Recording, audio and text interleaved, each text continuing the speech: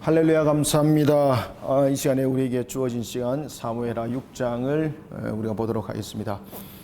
사무엘하 속에서 이제 계속해서 등장하는 것 가운데서 하나의 대표적인 것은 다윗은 자신이 왕으로 세워진 것을 나라의 권력자 또는 권세자로서 보질 않습니다.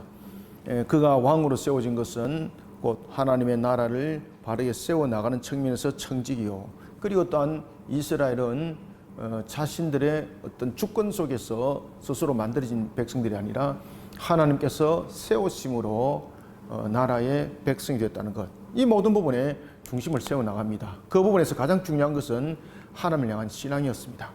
이런 다윗이 언약궤를 이제 예루살렘으로 이동하게 됩니다. 그런데 이 언약궤를 예루살렘으로 이동했던 부분에 대해서 우리가 이제 잠깐 볼 것은, 이 언약궤가 제일 처음에 상실을 당했을 때가 있습니다. 이때에 언약궤가 상실을 당했을 때가 블레셋에 의해서 빼앗김을 당하게 되는데, 이때가 이 홈리와 비나스에 의해서 이 부분들이 빼앗김을 당하게 되는 거죠, 그죠? 홈리와 비나스, 엘리 제사장의 아들이었죠, 두 아들. 그리고 이때에 누가 여러분 있었습니까? 사무엘이 있었습니다. 사무엘. 그리고 이 블레셋에 빼앗겼던 언약궤가 다시 돌아오죠, 그죠? 다시 돌아와서 이제 이 언약궤가 어디에 머무는가 하면은 길랏 야림에 머뭅니다. 길랏 야림.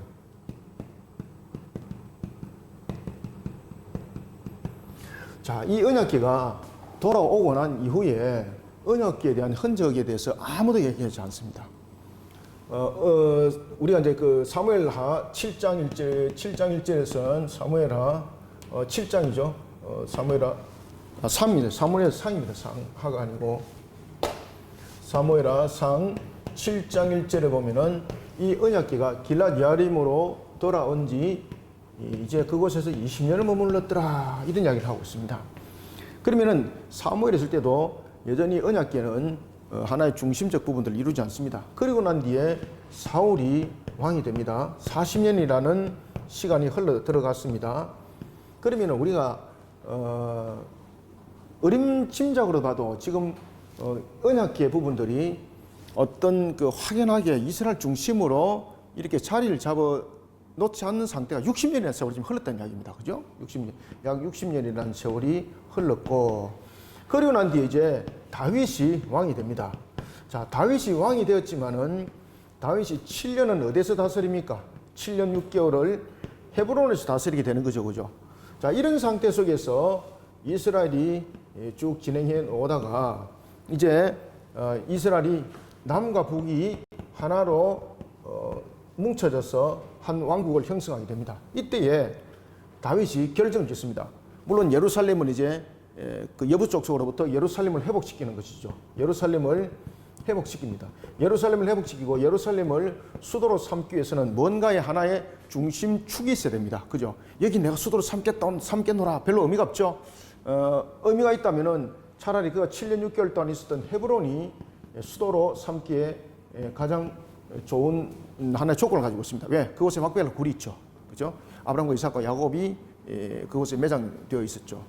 이런 약속의 땅으로서 그가 수도를 삼는 것은 맞습니다. 그런데 진정하게 그가 예루살렘을 수도로 삼았던 가장 큰 이유는 모든 기업이 회복되는 역사, 그 다음에 북이스라엘의 지파 속에 가장 중심적이었던 베냐민 지파의 그 하나의 마지막 기업, 예루살렘을 회복시켰던 것, 이러면서 모든 부분들은 통일점을 가지기 시작합니다. 기업에 대한 회복에 대한 부분들, 그 다음에 남과 북에 대한 회복에 대한 부분들, 그 다음에 유다 지파와 다윗 지파의 유다 지파와 베냐민 지파의 화해의 모습들, 이런 모든 부분들의 중심이 예루살렘이었습니다. 그래서 이 예루살렘으로 하나의 신앙의 중심의 축을 삼게 됩니다. 이 신앙의 중심의 축을 삼기 위해서는 선포하는 것으로만 끝나면 안 되겠죠, 그죠? 무엇이 있어야 되겠습니까? 신앙에 대한 핵심의 어떤 중심적인 하나의 물질이 있다든지 뭔가의 하나 상징적 요소가 와야 되겠죠, 그죠? 그래서 다윗이 이 길랏 야림에 있던 이 언약궤를 이제 이 예루살렘으로 이동시키게 됩니다. 이때까지 기간이 약 한 70년이 기간이 흐릅니다. 70년. 약 70년이라는 그런 시간이 흐른 후에 이 언약궤가 예루살렘으로 오게 된 겁니다. 자, 이때에 이제 문제가 생깁니다. 다윗은 언약궤를 옮기는 부분에서 누구보다도 기뻐했습니다. 그래서 우리가 보면은 언약궤를 옮길 때 자신이 앞장서게 되고 모든 부분들을 해서 하는데, 문제는 이제 뭔가 하면은 언약궤를 이동하는 부분에서 방식이 문제였습니다. 이 속에 하나님의 법도와 규례가 얼마나 중요한가를 이 언약궤 이동의 한 사건을 통해서 지금 이 본문들이 내용을 전개를 하고 있습니다. 길앗 야림에 70년 동안, 약 70년 동안 머물렀습니다. 그리고 이 언약궤를 옮기는 과정 속에서 누가 이 속에서 죽음을 당하게 되는 겁니까? 예? 우사가 누구의 아들이었죠? 오늘 이제 본문에 보면 이제 그런 이야기를 하는데, 오늘 본문에 보면은 2절에도 보면은 그 우사가 두 형제가 있었죠, 그죠? 8절에 보면은 여호와께서 우사를 치심으로 이렇게 이제 이야기를 하고 있고, 그 다음에 4절에도 보면은 아비나답의 집에서 아효가 있고, 그 다음에 누가 있습니까? 우사가 있죠, 그죠?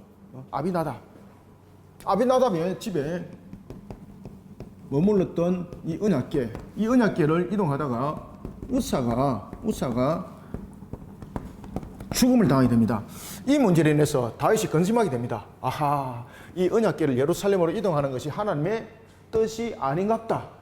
그래서 이 언약궤를 다시 재이동을 시킵니다. 자, 이때에 이 언약궤를 가져갔던 한 가정이 있습니다.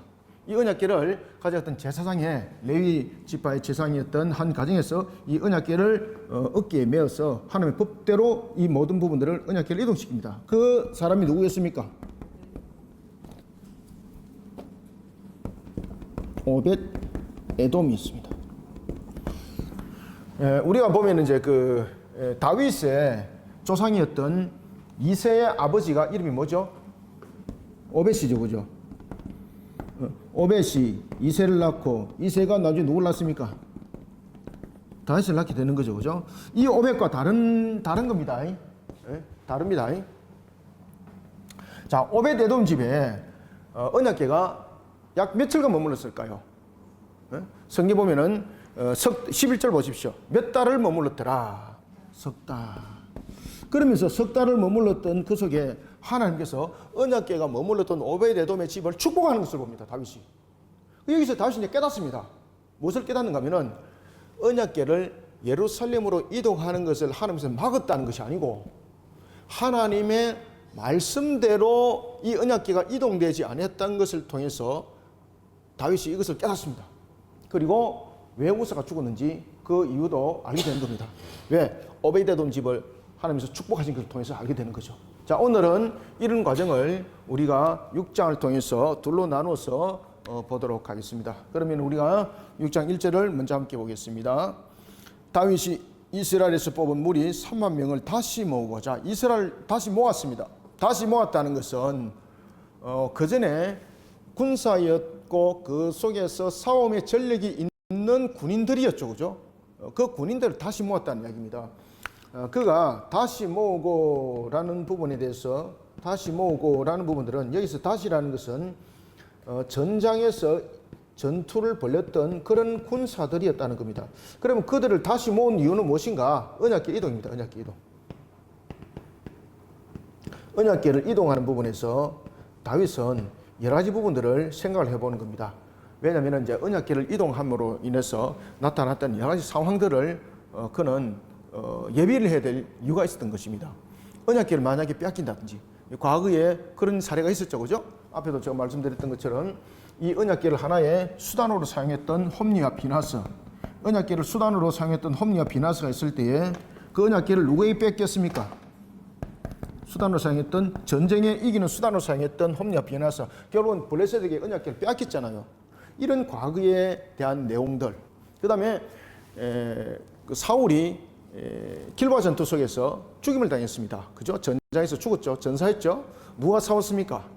블레셋. 자, 그리고 난 뒤에 이제 5년 동안은 무주공산 가운데 있었고, 2년은 이스보셋이 다스렸지만 7년간 그란 속에 있었지만 여전히 이스라엘의 가장 큰 대적은 블레셋이었습니다. 그러면은 이 언약궤를 이동하는 속에서 언약궤를 블레셋에 의해서 뺏김을 당할 수도 있다는 거죠. 그런 부분들, 과거에도 이미 그런 전철이 있었고, 그런 부분에서 다윗은 모든 부분들을 예배하게 되는 거죠. 그러면서 그가 소집했던 군사가 3만 명 있습니다. 3만 명. 적지 않습니다. 3만의 군사를 소집했습니다. 자, 그래서 오늘 본문은 그 이야기를 하고 있는 겁니다. 블레셋과 가까운. 왜 그런가 하면은 지금 언약궤가 이동하는 지역을 여러분 잘 보시면은 길라드 야림입니다. 오늘 본문에 보면은 뭐라고 되어 있습니까? 발레 유다라 되어 있죠, 그죠? 발레 유다. 이것은 현재 이름이고, 이건 현재 이름이고, 이것은 과거의 이름입니다. 과거의 이름. 이 길라드 야림은 그 이스라엘과 그리고 블레셋에 아주 가까운 국경선 지역에 있는 곳입니다. 그러다 보니까 언약궤를 이동하는 측면에서 블레셋에 의해서 뺏김을 당할 수도 있겠죠, 그죠? 그래서 군사를 다시 소집한 거예요. 블레셋과 이미 전쟁을 치러본 경험이 있는 군사들 3만 명을 다시 재소집했다 이 말입니다. 다윗이 일어나자 자기와 함께 있는 모든 사람과 더불어 발레 유다로 갔어. 그래서 여기서 발레 유다는 어디라 그랬죠?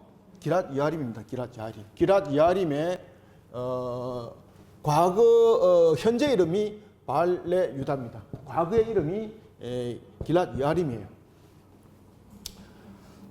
발레 유다로 가서 거기서 하나님의 궤를 메어 오려 하니 그 궤는 그룹들 사이에 좌정하신 만군의 여호와의 이름으로 불리는 것이더라. 그래서 여러분들 이 언약궤의 소유 자체가 소유주가 누굽니까? 이 사람들의 소유가 아니라는 거죠, 그죠?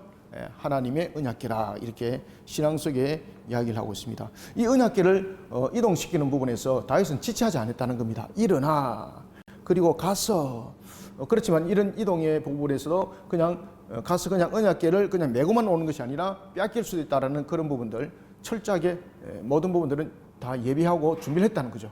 그런데 아무리 우리가 예배를 잘하고 준비를 잘해도 소리 하면은 안 되는 것이 있습니다. 그것은 뭔가 하면은 늘 앞에도 저 오늘 그 11시 때 예배 때 우리가 말씀이 전거됐죠, 그죠? 하나님의 방법. 이제 하나님의 일하심은 항상 하나님이 보는 주관하심의 방법 속에 언약궤가 이동할 때 하나님께서 이미 법도와 규례 속에서 레위인에게도 언약궤를 어떻게 이동하라고 전부 다 말씀을 줬죠, 그죠? 특히 이제 언약궤를 이동할 때는 어떻게 이동하라 그랬습니까? 자, 첫 번째 누가 이 언약궤를 이동해야 되죠? 레위, 그죠? 그 다음에 그 언약궤를 이동할 때 어느 지파가 그것을 언약궤를 이동했죠? 고핫 자손, 그죠? 그 다음에 그 채는 그대로 낀 상태 속에서 언약궤는 손대면 안 된다 그랬죠. 왜? 거룩성이 손상됨으로. 그러니까 어깨에 어떤 경우도 언약궤를 손대면 안 되는 거예요. 그리고 어깨에 매는 거예요.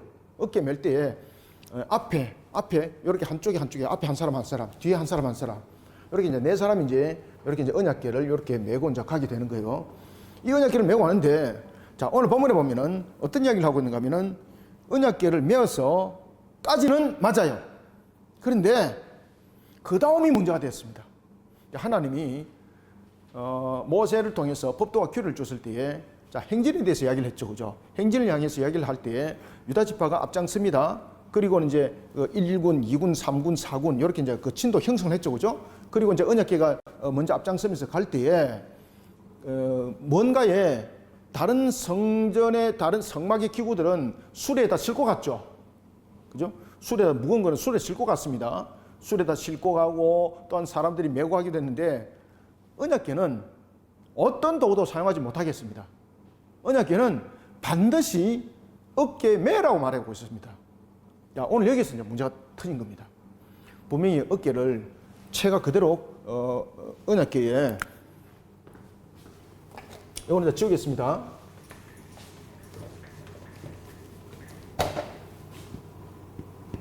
언약궤에 이렇게 채가 묶어져 있었습니다. 여기 이제 속죄소고요. 이렇게 처음에는 이렇게 사람이 메어서 언약궤를 이동을 했습니다. 그런데 이 언약궤를 오늘 본문에 보면은 사람이 어깨를 메서 나중에 끝까지 가는 것이 아니라 오늘 본문에 보면은 새로운 수레를 만들었습니다. 새 수레. 완전히 축제 분위기를 이제 만들었다는 거죠. 수레가 문제였습니다. 다윗이 볼 때는 하나님의 언약궤를 이와 같이 새 수레에 옮긴 것은 어떤 의미를 가지고 있었습니까? 왕을 섬기는, 그리고 왕의 행차로 다윗은 그것을 여기고 있었고 그런 부분들을 수레에 실은 것으로서 표현했습니다. 아시겠습니까? 그러면 의도는 좋았죠. 분명히 새 수레 실었습니다.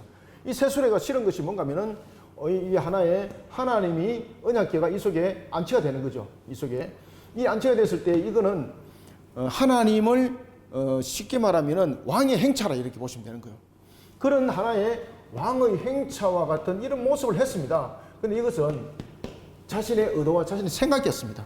그리고 다윗은 어떤 생각을 했는가 하면은 이 왕의 언약궤를 하나님을 왕의 언약궤로 보고 모든 백성들 하여금 주시하도록 만들었고 그리고 이것이 하나의 축제가 되게 만들었습니다. 하나의 행사가 되게 만들었습니다. 그래서 앞에 보면은 다윗이 앞장섭니다. 여러분 언약궤를 이동할 때 다윗이 앞장서면 되나 안 되나요? 자, 여러분 여기서 힌트를 하나 얻으셔야 돼요. 느헤미야서에 보면은 그 성벽을 회복시키고 난 뒤에 그가 제사를 지내죠, 그죠? 성벽을 쭉 타고 올라가면서 행진을 하게 됩니다. 그때 행진을 하게 될 때에 느헤미야가 앞장을 서나요? 그렇죠. 양쪽으로 둘러 갈라졌을 때 한쪽 쪽에서는 에스라, 제사장이었던 에스라가 앞장서게 됩니다. 그리고 다른 편에서도 느헤미야가 앞장서고 노지 않습니다. 느헤미야는 뒷장섭니다. 그 앞장선 사람들이 누군가 하면은 제사장들이었습니다. 레위인들이었습니다. 자, 오늘 본문에 보면은 언약궤 이동들을 통해서도 이스라엘 백성들이 광야를 갈 때에 자, 언약궤를 함께 하는 것은 유다 지파가 아니었습니다. 유다 지파는 제1진을 형성했지만은 언약궤를 따라가는 것이었습니다. 그죠? 그런데 오늘 본문에 보면은 다윗이 앞장섭니다. 그러면 다윗이 앞장섰다는 것은 무엇인가 하면은 이 언약궤를 이동하는 부분들을 하나의 무엇으로 얘기했다는 겁니까? 하나의 행사로 얘기했던 거예요. 행사로. 아주 축제. 언약궤를 이동하는 것은 행사와 같은 축제가 아니죠. 그죠? 축제는 하나의 축제의 모습을 가졌던 것입니다. 그러면서 보면은 앞에 무엇이 또 따라갑니까? 나중에 뒤에 보면은 5절에 보면은 각종 악기, 수금, 비파, 소고, 양금 이런 것도 쫙 따라가는 거예요. 백성들에게 공포를 하면서 보라는 거죠. 알으라는 거죠. 이 언약궤가 어디로 간다? 예루살렘으로 이동을 한다. 그런 하나의 퍼포먼스로 이 문제들을 접근했습니다. 신앙으로 물론 접근했지만은 하나의 내용들은 퍼포먼스가 되어버린 겁니다. 하나님 법도와 규례가 그 속에 적용되지 않습니다. 새 수레를 준비했습니다. 모양으로서는 최고입니다. 그죠? 퍼포먼스 행사에서는 최고였습니다. 왕의 행차처럼 언약궤를 탁 올려놓고 언약궤 새 수레를 만들어서 갑니다. 지금의 뭐 새수레 이런 별 보잘것없는 것처럼 여기지만 그 당시에는 새수레는 아주 그게 중요한 하나의 왕의 행차와 같은 그런 모습 속에서 하나의 전거되고 있는 내용들이었습니다. 이 정도 되면은 정말로 조금이라도 소홀함이 없는 이런 준비였습니다. 그런데 하나님이 그것을 딱 지켜보고 있는 겁니다. 그때에 오늘 본문에 보면은 아비나답이 두 아들이 있다고 그랬죠, 그죠? 두 아들이 있었는데 한 아들의 이름은 무엇입니까? 한 아들의 이름은 아효였고 아효. 자, 아효가 앞으로 갑니다. 그리고 이제 우사가 그 뒤를 따라갑니다. 그때에 하나님께서 소가 지금 이것을 끌고 가고 있었죠. 자, 하나님께서 언약궤를 이동할 때는 언제든지 어떤 도구도 어떤 도구도 수레라든지 이런 부분들의 도구도 사용하지 말고 그 다음에 짐승도 사용하지 말고 오직 누구만이 그 언약궤를 매도록 했습니까? 맞습니다. 제사장들이 이 언약궤를 매도록 했습니다. 그런데 이 언약궤를 처음에는 어깨에 맨 것까지는 괜찮았습니다. 그런데 이것을 새 수레에 안착하고 나는데 이것을 누가 끌고 가고 있는 겁니까? 소가 끌고 가고 있습니다. 소가. 전부 다 하나님의 법도와 규례를 어긴 거죠. 하나님의 법도와 규례를 어긴 상태 속에서 언약궤가 예루살렘으로 가봐야 이거는 하나님의 임재함이 아니라 사람이 이 언약궤를 수단으로 사용할 것밖에 되지 않습니다. 마치 누구와 같습니까? 홈리와 비나스와 같은 겁니다. 홈리와 비나스가 블레셋과 전투 속에서 여호와의 언약궤가 들어오기만 하면은 이 진중에서 능력을 발하여서 전능하신 하나님이 블레셋을 칠 것이다 이렇게 생각했던 거예요. 그러면은 다윗이 이런 방식으로 언약궤를 이동하는 것은 홈리와 비나스 방식과 다를 바가 뭐가 있습니까? 그가 언약궤를 예루살렘으로 이동하는 이유가 무엇이었습니까? 그 당시에 언약궤는 예루살렘으로 이동할 수 있는 아무도 근거도 없습니다. 여전히 이동을 한다면은 처음에 홈리와 비나스가 언약궤를 빼왔던 이 장소로 가야 되는 거예요. 아니면은 정말로 속된 말로 하나님께 은혜를 구하고 또한 하나님께서 헤브론에 머물라고 그랬으니까 헤브론을 갖고 가든지 이렇게 돼야 되는 것이죠. 근데 그가 예루살렘으로 언약궤를 이동했던 그 부분들은 굉장히 중요한 의미를 가지고 있었습니다. 그럼 끝까지 신앙을 지켜야 되는 거죠. 하나님 방법대로 해야 되는 거죠. 하나님 방법대로 하는 것이 아니라 많은 사람들에게 알리는 방식을 선택했습니다. 하나님의 방식은 임시적으로 적용이 되었고 본질적인 것은 많은 사람들에게 알리는 퍼포먼스가 되어버린 겁니다. 그러니까 언약궤를 무엇으로 지금 쓴 겁니까? 수단으로 사용한 겁니다. 결국은 홈리와 비나스 똑같습니다. 한 쳐버렸습니다. 그러니까 소가 이 수레를 끌고 가다가 마치 미친 듯이 날뛰어버리는 겁니다. 그러다 보니까 이 언약궤가 어떻게 되는 겁니까? 땅에 떨어지게 되는 거죠. 그러니까 따라가던 우사가 깜짝 놀란 거죠. 그래서 우사가 이 언약궤를 무엇으로 잡았습니까? 안 떨어지도록 자기 손으로 잡은 거예요. 이게. 하나님께서 그 언약궤는 손으로 대라 대지 마라. 거룩한 거로. 그렇죠. 그 일로 인해서 하나님의 거룩을 손상시킨 죄로 인해서 우사는 적사합니다. 다윗은 그것을 보고 하나님이 언약궤가 예루살렘으로 들어가는 것을 싫어하는 것 같다. 이렇게 결정을 내리고 그 언약궤를 예루살렘으로 이동시키지 않아요. 여기서 멈춰버립니다. 자, 보겠습니다. 3절 그들이 하나님의 궤를 셋수레에 싣고 산에 있는 아비나답의 집에서 나오는데 아비나답의 아들 우사와 아효가 그 셋수레를 모으니라. 어떤 방법을 썼습니까? 자, 여기서 이제 인간적 방법을 썼죠. 이게 여러분들 어떤 방법인가요? 대체로 이방인들이 신상을 이동할 때에 어떻게 이동했을까요? 대체로 이방인들이 신상을 이동할 때에 이방인들은 신상이 굉장히 크잖아요. 굉장히 크고 이러다 보니까 사람들이 이 신상을 움직이지 않았습니다. 그리고 이방인들은 전쟁을 치룰 때도 그 신상을 항상 이동을 시켰습니다. 어디에 싣고? 맞습니다. 술에 싣고. 술에 싣고 짐승이 끌었습니다. 이게 이방인의 방식입니다. 이방인의 방식. 하나님께서 쳐버린 겁니다.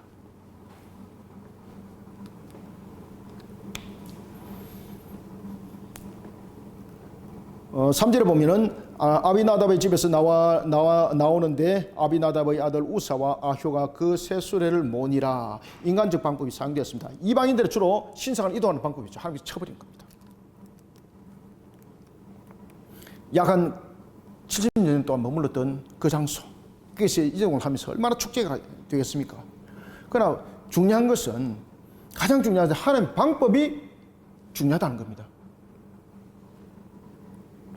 분명히 손을 대지 않고 채를 맨 채로 그대로 이동을 하게 했습니다.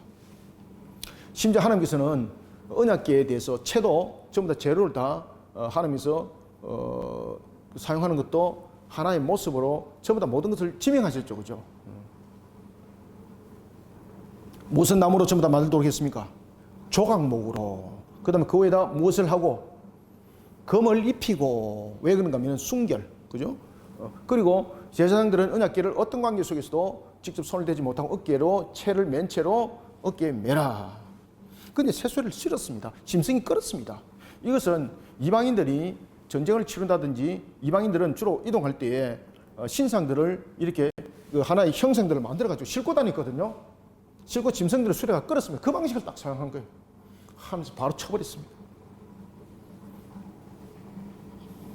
4절 그들이 산에 있는 아비나답 집에서 하나님의 궤를 싣고 나올 때 아효는 궤 앞에 섰고 궤 앞에서 가고 다윗과 이스라엘 온 족속은 잣나무로 만든 여러 가지 악기와 수금과 비파와 소고와 양금과 세금으로 여호와 앞에서 연주하더라.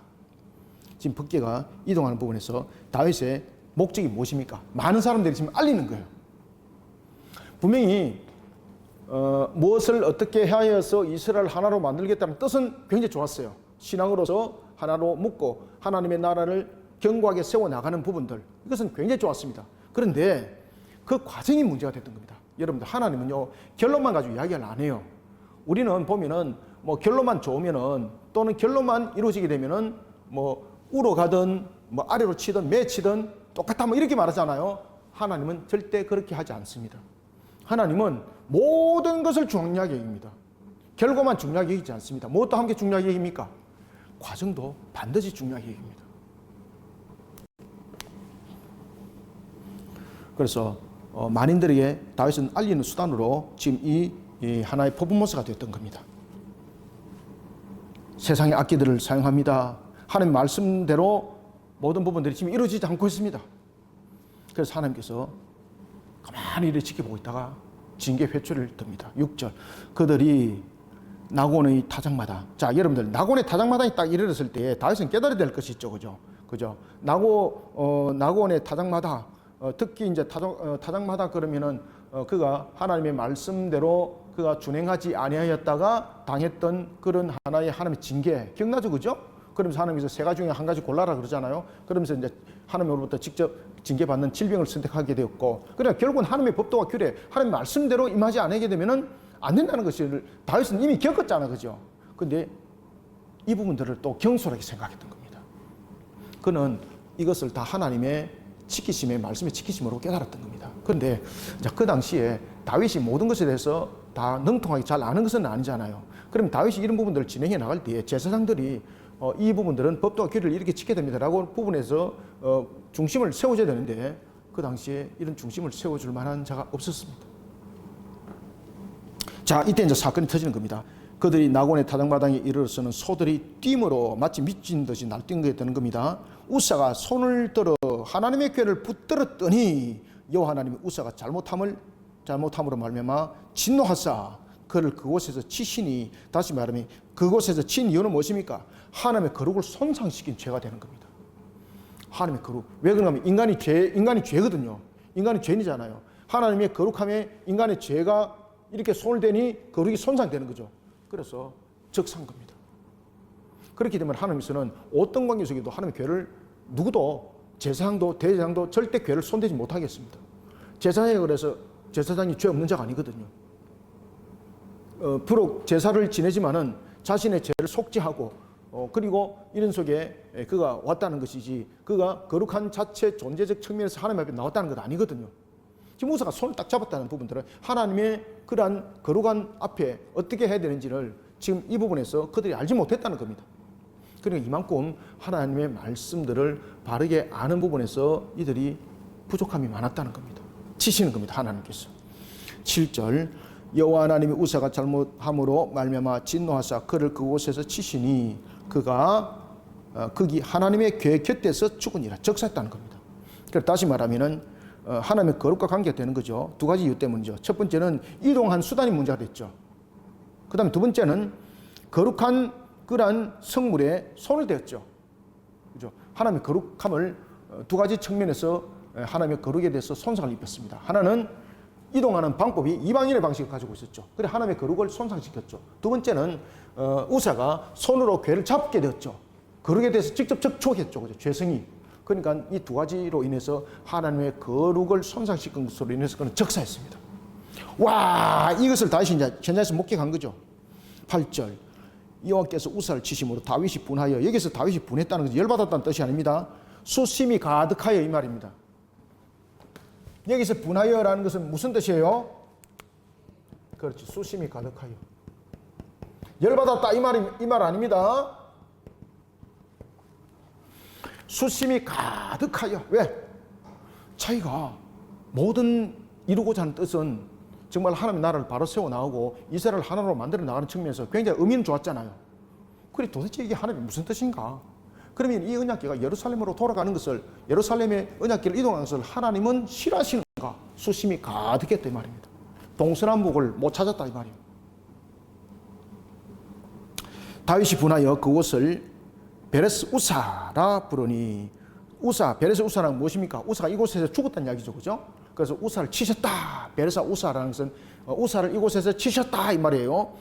베레스 우사라 부르니 그 이름이 오늘까지 이르니라. 9절 다윗이 그 날에 여호와를 두려워하여 이르되 여호와의 궤가 어찌 내게로 오리요 하고 운방 방법이나 우사의 그런 겸손하지 못한 거룩하지 못한 그런 하나의 모습들, 이런 부분들을 바라보기보다는 언약궤가 다윗성, 다시 말하면 예루살렘 성을 그때는 다윗성이라고도 했죠, 그죠? 다윗이 이제 여부 족속을 몰아내므로 그 이름을 본따서 다윗성이라고도 했습니다.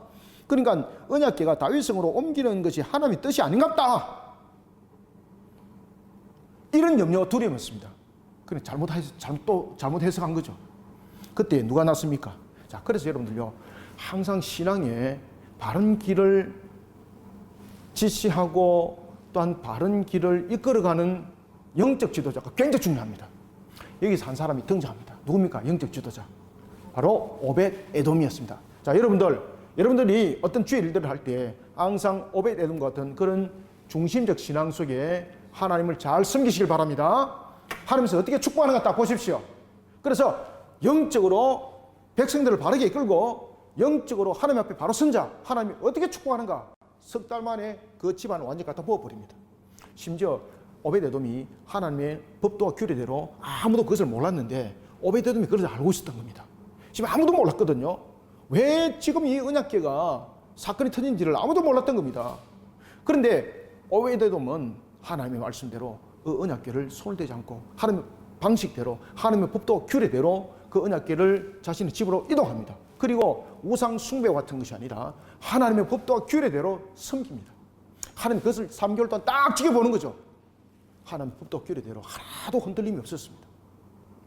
여러분들, 오벳에돔이 하나님의 법도와 규례를 지킨다는 것은 우리도 그 하나님의 법도와 규례를 우리도 지킬 수 있다는 것을 여러분 아셔야 됩니다. 오벳에돔이 있기 때문에 지켰던 것이 아닙니다. 오벳에돔은 하나님의 법도와 규례가 지키는 것이 쉬웠을까요? 어렸을까요? 쉬웠습니다. 왜 쉬웠습니까?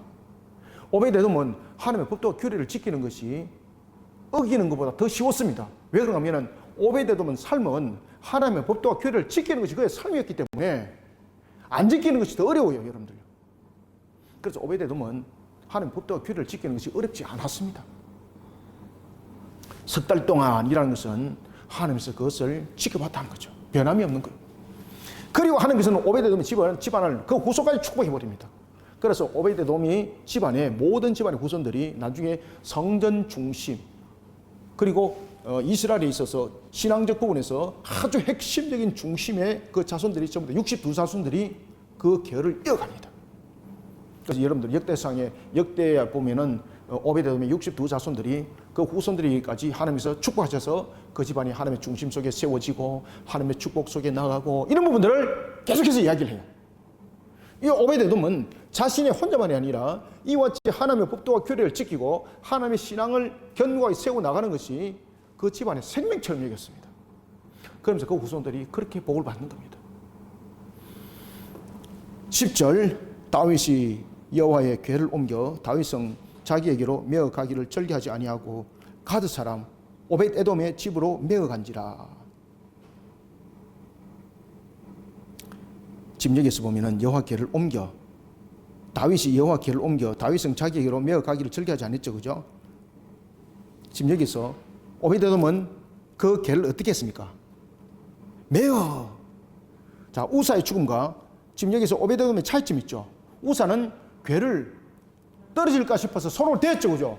왜 그런가 하면은 그만큼 하나님의 궤에 대해서 그가 어떻게 지켜야 되는지를 경솔하게 여겼습니다. 그러니까 그냥 육신적으로 그냥 응했던 겁니다. 그런데 오벳에돔은 하나님의 거룩을 손상시키지 않는 측면에서 어떤 관계 속에서도 이 궤를 손을 대지 않습니다. 법도와 규례대로 하는 겁니다. 이것이 바로 우사와 오벳에돔의 차이점입니다. 우사와 오벳에돔의 차이점입니다. 우사와 오벳에돔.